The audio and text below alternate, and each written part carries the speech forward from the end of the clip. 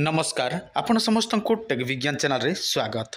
बंधुगण आज मु आपन को एही वीडियो माध्यम रे गोटे चमत्कारी मंत्र विषय कहबी जो मंत्रटी आपण माने स्मरण करिवे एवं जहा किछि इच्छा करिवे। देखंतु एही दुनिया रे जहा किछि इच्छा करिवे से सब आपण माने संगे संग पाई पारिवे। एही कथाटी सुनिला परे आपण माने होय तो भाबुथिबे एइटा होय तो मिथ्या होई पारे।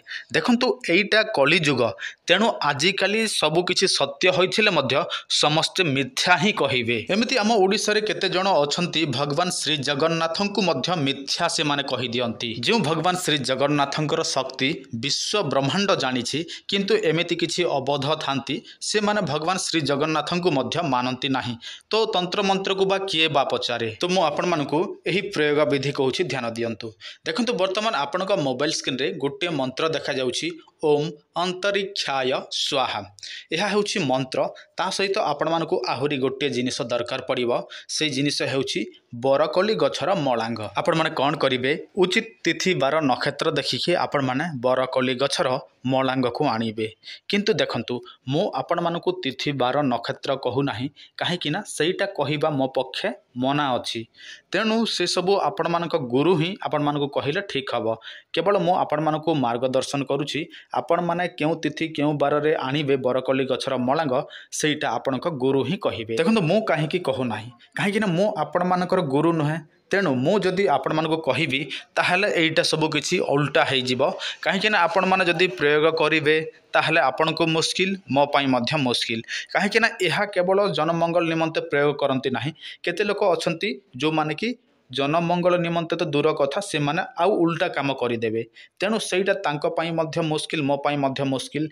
तेणु मु आपण मानकु केउ तिथि बार नक्षत्र आनिबे से सब कहू नाही, केवल आपणक गुरु ही से सब कहिबे। तथापि आपण मानकर गुरु नाही ताहले आपण माने कोन करिवे, एमिति अनेक गुडिये तंत्र शास्त्र आजिकली मिली जिवो आपण मानकु। किंतु से तंत्र शास्त्र सब किछि पोथी रो एका आपण माने नै कि आसीबे, सेठी मध्य लेखा हिथिबो को तिथि बार नक्षत्र आनिबे। तापर सही मलांग को दी हाथ पापुली रे धरिबे एवं एही मंत्रटी को आपण माने 108 थर उच्चारण करिवे। जेतेबेले आपण मानकर 108 थर उच्चारण हेइ जिवो, आपण जहा इच्छा करिथिबे, जे जिनिस कामना करिथिबे सेही जिनिसटी आपणक सम्मुख रे उपस्थित हबो। एबे आपण माने भाबुथिबे एइटा वास्तव रे 100% बा संभव कि।